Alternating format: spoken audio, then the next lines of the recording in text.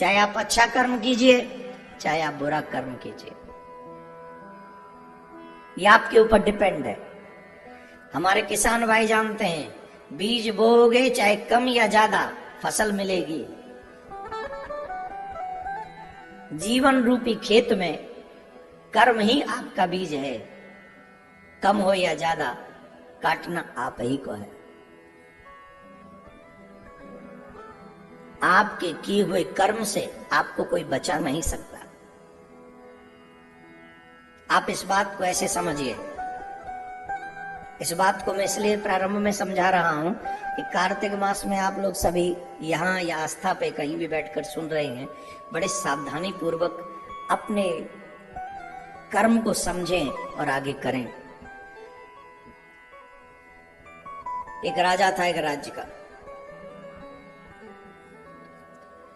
सभा में बैठा हुआ था। अचानक से उसके दिमाग में, बुद्धि में एक विचार आया, जिस समय मैं पैदा हुआ, मेरा जन्म हुआ, उसी समय पर, उसी दिन, उसी पल, उसी क्षण और भी लोग जिनका जन्म हुआ होगा, और भी तो इस राज्य में लोग जन्म लिए होंगे उसी समय, उसी दिन, उसी समय में, उसी मुहूर्त में। समय भी वही है, मुहूर्त भी वही है, दिन भी वही है, महीना भी वही है, टाइमिंग भी वही है। अकेला मैं राजा क्यों बना और सब राजा क्यों नहीं है?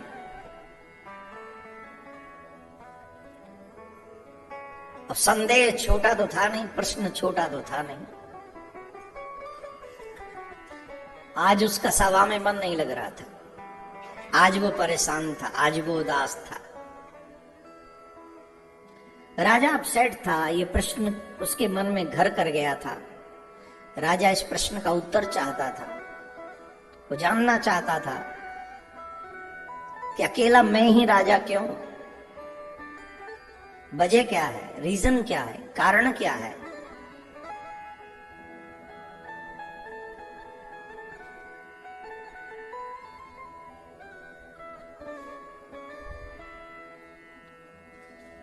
सभा बुलाई, विद्वानों को बुलाया और विद्वानों के सामने एक ही प्रश्न, उसी पल में, जिस पल में मेरा जन्म हुआ, उसी पल में और लोगों का भी जन्म हुआ होगा, लेकिन राजा अकेला मैं ही क्यों बना? अब बात शास्त्रों की कह दें या वो कह दें, बात अलग है, लेकिन जिस पे राजा बिलीव करे ऐसी बात, ऐसा उदाहरण प्रस्तुत करना है। सब असमर्थ थे, किसी ने भी जवाब नहीं दिया। राजा परेशान होने लगा तो एक वयोवृद्ध व्यक्ति थे, उन्होंने कहा, देखो तुम्हारे प्रश्न का उत्तर हमारे पास तो नहीं है, पर जंगल में चले जाओ, वहां एक महात्मा है और बड़े तपस्वी महात्मा है, हमको ऐसा लगता है वो तुम्हारे प्रश्न का उत्तर सही देंगे। अब राजा को सुबह होने की प्रतीक्षा होने लगी कि मुझे सुबह जाना ही, जंगल वन में जाना है और वन में जाके महात्मा जी से मिलना है। तो राजा ने सबसे कह दिया कि सुबह हम चलेंगे। बोले ठीक, चलना है। सब तैयार हुए, सुबह हुआ, राजा स्नान इत्यादि करके निकल गए कुछ मंत्रियों के साथ में। और जब मंत्रियों के साथ में वो निकले,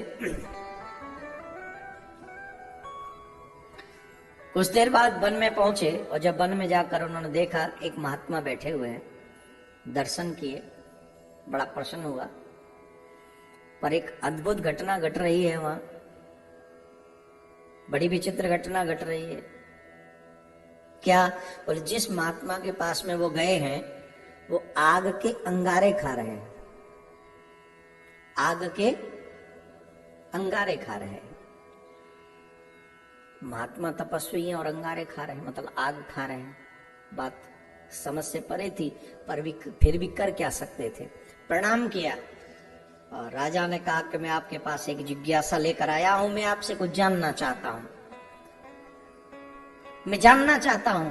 प्रश्न किया, जिस समय में, जिस मुहूर्त में, जिस दिन में, जिस महीने में मेरा जन्म हुआ, उसी समय में, उसी महीने में, उसी मुहूर्त में और बहुत लोग इस राज्य में उत्पन्न हुए होंगे, पर राजा अकेला मैं ही क्यों बना?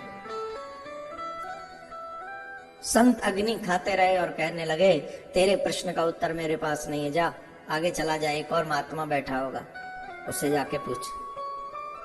राजा को लगा इनके पास आया, अब इन्होंने भी आगे खिसका दिया, पर प्रश्न का उत्तर चाहिए था, इसलिए राजा आगे गया। आगे गए, वहां जाके देखा, महात्मा को प्रणाम किया, एक बड़े श्रेष्ठ संत से वो विराजमान है। वहां पहुंचे तो वहां भी ये घटना घट रही है अजीब सी, और वो अजीब घटना ये है कि महात्मा माटी का भक्षण कर रहे हैं, बार बार मिट्टी खाए जा रहे हैं, बार बार मिट्टी खाए जा रहे हैं, बार बार मिट्टी खाए जा रहे हैं।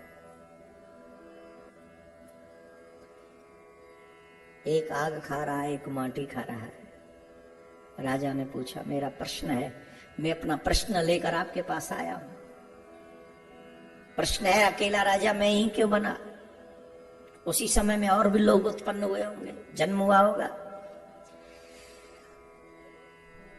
तो महात्मा बोले, तेरे प्रश्न का उत्तर मेरे पास नहीं है, जल्दी चला जाए, एक गांव में एक व्यक्ति मरने वाला है, उस व्यक्ति से जाके मिल, वही तेरे प्रश्न का उत्तर देगा, और सुन, लेट हुआ तो वो मर जाएगा। शहर से आए वन में, वन से जाओ गांव में, यात्रा है, करनी पड़ेगी। और राजा दौड़े,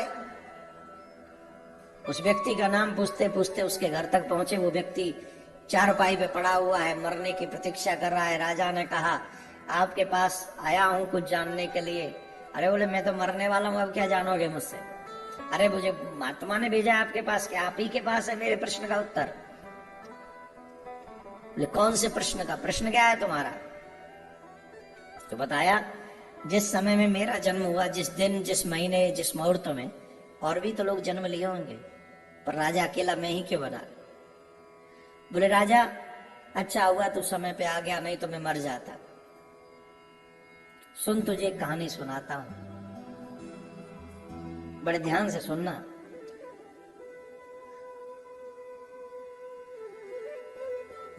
कुछ समय पहले 4 भाई थे, विपत्ति काल था, और विपत्ति काल में वो जंगल में रहा करते थे। कई दिनों बाद उन्हें भोजन करने को मिला, पर जैसे ही वो भोजन करने बैठे, वहां पर एक बाबा जी आ गए।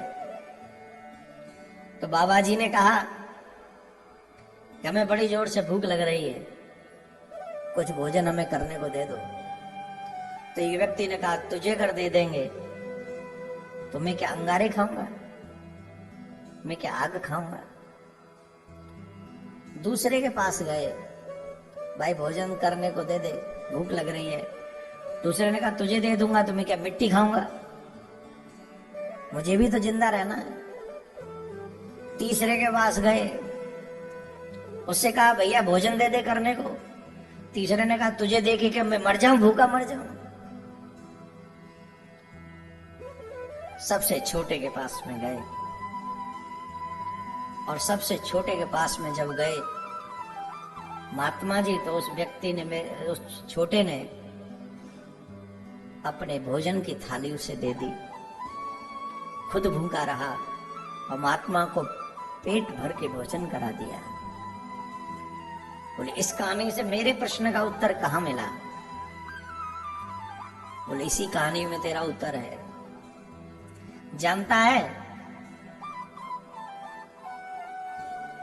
वो जो अंगारे खा रहा था ना, ये वही बाबा जी है जिसने कहा था, तुझे दे दूंगा, मैं क्या अंगारे खाऊंगा, मैं क्या आग खाऊंगा।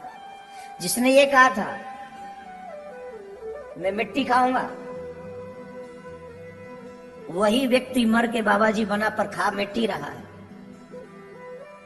और जिसने कहा था कि मैं तुझे दे दूंगा, तो मैं क्या मरूंगा, वो मैं हूं। मैंने उसे नहीं दिया, पर अब मैं मरने के लिए तैयार पड़ा हूं। रही बात वो चौथे की जिसने अपना भोजन भी दे दिया था, जानता है वो हमारा सबसे छोटा भाई तू है।